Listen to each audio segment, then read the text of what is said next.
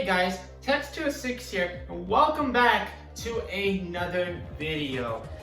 As of this video being uploaded, it is Family Day in Canada, so happy Family Day to all of you out there who celebrate it. And the day before, it was Valentine's Day, so I hope you all had a happy and safe Valentine's Day, and you were able to spread the love and appreciation to those who are close to you from a safe distance, of course. But in today's video, as you can probably tell by the title, we're going to be going over my first ever crush and how it went horribly wrong. But not in the way you expect. So sit back, relax, grab a bowl of popcorn and some homemade sizzle chips, and let me tell you the story of my first ever crush.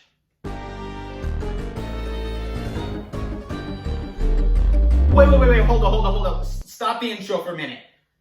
I just remembered, I have a timer and I have to get this ready before freaking Monday. If only I had a video game that I could put in the background that had the virtues of love, kindness, and friends, and had the symbolism of hearts in the game. If only I could put that in the background while the story unfolds. Well, I don't really own a game like that, so I guess I'm just gonna have to wing it.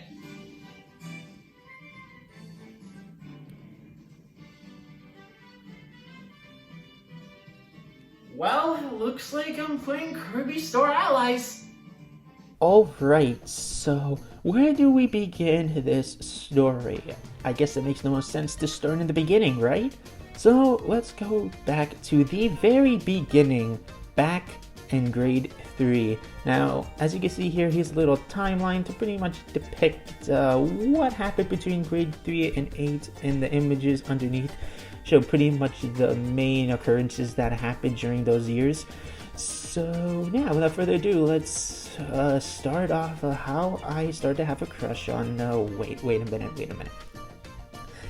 I almost forgot, I have to make a substitute name for my crush. I can't just go and say the real name for safety reasons.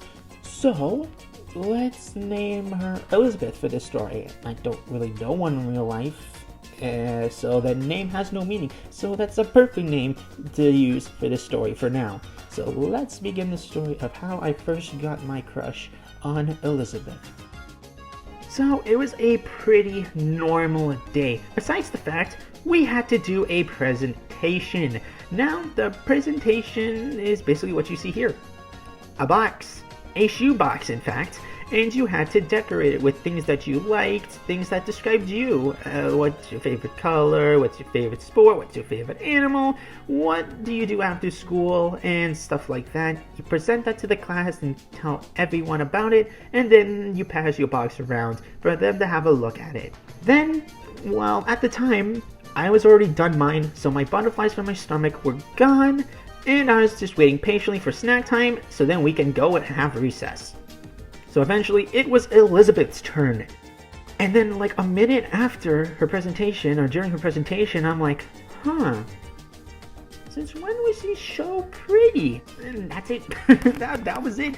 Nothing much happened. It was just pretty straightforward. No Jimmy Neutron brain blast, but with the heart, and freaking no sparks were flying or stuff like that. No, just, didn't know she was so pretty.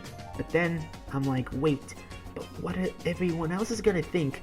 Everyone knows that girls have cooties, and if anyone figures out, I'm gonna freaking be called a weirdo. So I told no one, absolutely no one.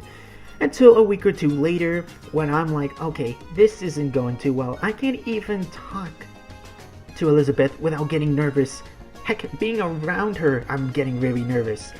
So I didn't know what to do besides talk to the one person I knew had my back throughout and would never betray me, my mother. So after that day ended, my mom picked me up from school, and I told her I had a crush on Elizabeth. After that whole conversation, basically to summarize it up, she said, don't tell anyone, not even your friends, because if your friends tell Elizabeth before you do, that's not gonna look too good. And that was probably the first red flag. Did I just die in the first level? Are you freaking kidding me? Man, I must be really rusty. Fail! Fail! Kirby, hi, it's not what it looks like, man. I didn't die on purpose on our first level. Come on, I'm a better Kirby player than that. Come on, you can let me off easy, right? Just this once.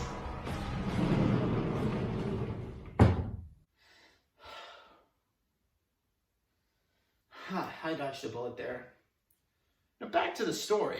So a couple months passed after that day, and it was the book fair. Now this was one of the biggest events to happen during our school, because Clifford the Big Red Dog would show up, aka a grade 8 inside of a Clifford costume. Yay, childhood ruin. But it's not there just to sell books. There's also posters, bookmarks, cool toys and such that come with some books. And then on top of that, grow your own sea monkey kits. Hell yeah! So I bought those like 3 times because I got really sad every time they died. While I was there, I picked up 2 books. I picked an extra bookmark just in case I lost my current one. And I took a Bakugan poster, and my mom paid for it, and then I went back to class. But then, behind my back, my mother bought a book that I so desperately despise till this day. And she took it home with her. After I came back from school, my mom's like, "Oh, you forgot this at the book fair." I'm like, "Oh, whoops, my bad." And then look at it. "Mom, I did not buy this book. Why did you buy this for me?" It's like, "Well, I know you're having trouble trying to talk with your crush, so I thought maybe this book will help you." I'm like,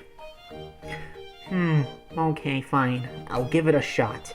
So I went to my room, read the book a little bit, then I came out and I'm like, "Hey, Mom, can you help me buy some flowers for Elizabeth? Because the book says that girls like flowers, so I thought this would be a great first step." And my mom was like, "No, don't do that. Don't do that. No, that's like near the end of the book. You're supposed to be following the book from beginning till end." And I'm like, "Oh, okay. I'll go back and read it again." Then a few minutes later, come back with a letter in hand. Basically, I asked her to proofread the love letter I was gonna give to Elizabeth.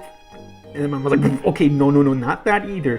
You're supposed to be following the steps slowly but surely, working your way up to the next chapter of the book." And I'm like, "Oh, okay, I completely understand now." Now, if you don't know what this book is, it's literally called How to Talk to Girls. And here are some pictures of it. It literally looks like a Charlie Brown characters. I always thought that these characters were in the Charlie Brown universe. No, they weren't. Yeah, so I started with the beginning of the book, basically trying to do some small talks, trying to suck up my nervousness, and just try to act normal. And I did that 3 times, and then school ended, and I never touched that book again. Yep, that was it, and that was the end of grade 3, and nothing much happened besides those 2 things. And now, let's move onward to grade 4. Now, what did grade 4 entail? Not too much. There's only a few things to note and one major thing that happened. First thing was a key player in the story, and that was Michael. We're gonna be calling him. Michael and I became very bestest of friends very early on in the school year because we shared our love of freaking Pokemon. So we became best friends really quickly, and he's going to be a big part of what happens next year.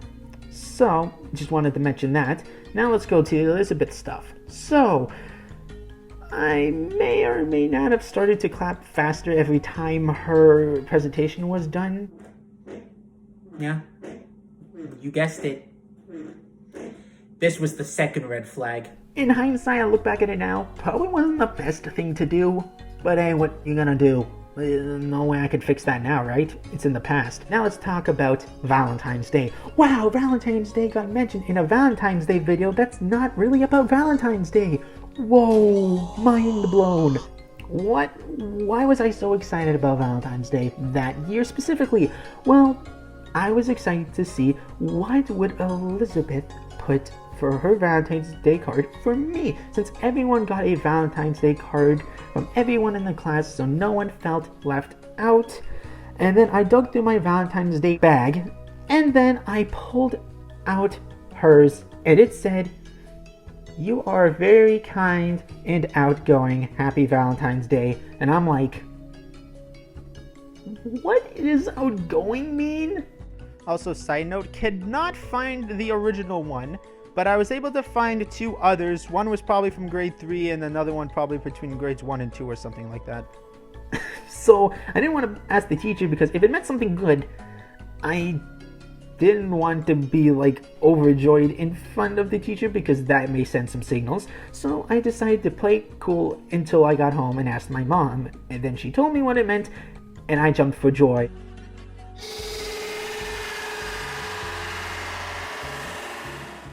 I'm like, yes, I have a chance. She most likely likes me back. Let's go. So that was just me being a drama queen because, again, probably just being nice. Let's be real here.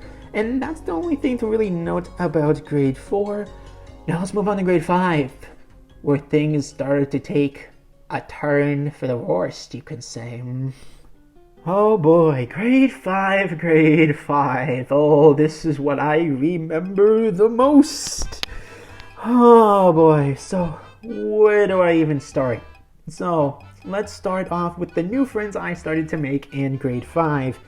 In grade 5, I made a new friend, and he was new in school, and Michael helped me get introduced to him, and his name in the story, we're gonna call him Carlos. Also, I was introduced to a guy called Nick. We're gonna call him Nick in this story. And yeah, me and Nick weren't always on the best of terms. To be honest, no one really was. He was kind of like the guy that we argued with the most. Mostly to do with dodgeball and who got hit and who didn't get hit during that match and how it was unfair. Yeah, we got into a lot of arguments, but overall he was a pretty chill dude and a pretty cool guy to hang around. And also, this is the phase when everyone started to play the heck out of basketball. So I had to practice and get better at basketball. One day, after recess, me and Michael were talking, and then he asked me out of the blue, "Hey, Text, do you have a crush on someone?" And I'm like, no, do you? He's like, "Yeah, but can you promise to never tell anyone?" I'm like, okay, I promise I won't tell anyone, and in return I'll tell you who I actually do have a crush on. And he's like, "Oh, you do?" And then we pinky swore on it, and it was a big mistake. He told me he had a crush on a kid called, we're gonna call her Melanie. She was pretty sportsy and she really liked basketball a whole butt ton. And that's probably why everyone started playing basketball. I told him I had a crush on Elizabeth. And then a few weeks go by, I see Carlos and Michael talking. I go, "Hey, what you guys talking about?" Text, "You're never gonna believe it, but Carlos has a crush on Melanie as well." And I'm like, oh, thank goodness it wasn't on friggin' Elizabeth. I have no competition. So I thought. I think it's fair. We both told each other who we had a crush on. You two are gonna have a little bit of a rivalry. Just make sure you don't beat the crap out of each other, please. Please don't. And I promise I won't tell anyone about it, just like I promised Michael I wouldn't tell anyone. So we did a triple pinky promise on that. Now, I probably should mention, pinky promises were pretty much, if you broke it, people would be freaking really pissed off. It'd be like if you broke one of the school rules. While the gang was talking, me, Nick, Michael, and Carlos, and then Nick said, "Hey dude, I know you have a crush on." He's like, "What? How do you know?" "Well, quite simple. You just really like to make googly eyes at Melanie." And it was like, oh, and I can't let you have that happen because I also have a crush on Melanie. Yep, that's right. The 3 of my closest friends in school all liked the same person. Then he asked, "No, did none of you two have a crush on Melanie too, right?" I said, "Nope." And Michael said, "Nope." He was like, "Good to know, because I don't want to have more competition." And then Carlos ratted Michael out saying, "Yeah." It was like, alright, so does that mean Text has it too on Melanie? And I'm like, no, I don't. "Oh yeah? Then who do you have a crush on then?" And I'm like, I don't want to say, I don't really trust you. And then Michael spilled the beans. He told Nick I had a crush on Elizabeth, and I was like, you broke the pinky promise! We all made one last pinky promise. A 4-way pinky promise to tell no one ever about who we had a crush on. But that would soon be a big mistake. Now, I gotta be upfront with all of you. The last day I was ever at that elementary school was the last day of school. I never went back. I never went back to visit. And I feel guilty that I never did. But something was always there that never wanted me to go back there again. And I don't know why. I had such great memories back in elementary school. We did so many cool things. So many fun things. We had so many fun field trips. So many fun projects. So many fun school events that we did. Though out of all of that, I don't know why I never went back. But I think I may know now. And it's because of that day. Maybe it's because mentally I don't want to remember it. But now I'm older and it doesn't bother me as much anymore. I think I should go back there. I think I should go back to the scene of the crime where it all went wrong. And maybe then I could come to terms with it. So I'm gonna go there. Wish me luck. So as I'm making my way to my old school, I might as well tell you about what happened that day. Here, let me explain as I keep walking to my school. So, months went by, nothing really interesting happened, and it was a nice break. Nothing crazy was happening until the school year was almost over. But, of course, something had to go wrong, and this is how it happened. So Nick came up to me during lunch, right before lunch recess started. He was like, yo, text. Bad news. Like, very bad news. And I'm like, what's wrong, Nick? Something happened? Yeah. Somehow Elizabeth found out you had a crush on her. And I'm like, okay, funny joke. Haha, very funny. It's like, no, I'm serious. I'm dead serious. She found out. I was like, how did you know? I overheard them talking about it with her friends. I'm like, what? You mother! I will rain hellfire upon you! who the hell broke the freaking pink 4-way pinky promise? Did you freaking tell her? Did you tell her? Nick was like, no, that wasn't me. I can promise you this much. It was not me. But she's definitely gonna try to come and find you and talk to you today. So make sure you're freaking ready. He left when the bell rang, and I'm just like speechless, not knowing what to do. I'm like, oh no. She knows. Before I can even tell her the truth, she figured it out. And that's when I decided. I was on a mission, and that mission was to find one of my friends that ratted me out. It was either Carlos or Michael. So I went to Carlos first. I met up with Carlos. I said, Carlos, did you do it? He's like, did I do what? Did you tell Elizabeth? Did you break the pinky promise and tell Elizabeth that I had a crush on her? He's like, no, dude, I would never do that to you, man. Like, that's just freaking pure evil. Why would I do that? Then I guess it has to be Michael, right? He seems like the most chatty one out of all of us, and he does hang around with the girls quite a lot. Like, of course. That makes so much sense now. So then I made a mad dash all the way over to Michael. Michael, did you tell Elizabeth I had a crush on her? He's like, no, why would I do that? I'm like, that's a pinky promise I would be breaking, dude. I wouldn't be doing that. I'm like, well, she found out apparently. It's like, no, dude, but maybe someone overheard one of our conversations. And then it hit me. You know what? Maybe someone did overhear us. And then just decided one day to tell Elizabeth. And I'm like, well, that's not good. I don't know what to do. Apparently she's gonna try to come find me and freaking talk to me about that, and I'm not sure I'm ready to freaking have this conversation. And then Michael's like, just be honest. Don't need to be scared, alright, buddy? I went back to the basketball court. I told Nick what happened. And then we just played basketball for the rest of the recess until I heard someone calling out my name. Besides the many names that were calling me out to pass the ball over to them, I ignored it. I passed the ball over to someone else, and I was open. They passed it to me again. I was about to aim for a three-pointer hoop shot, and then I heard it again. And I'm like, oh, I know that voice. That's Elizabeth, isn't it? Will past text 206 be able to find the person responsible for ratting him out and breaking the ever-so-sacred four-way pinky promise? And what will Elizabeth say when she confronts him? Will she reject his ass so hard that he's butthurt for the rest of the year? Or will she let him off easy? Or will Text get the girl he's been crushing on for almost 3 years now?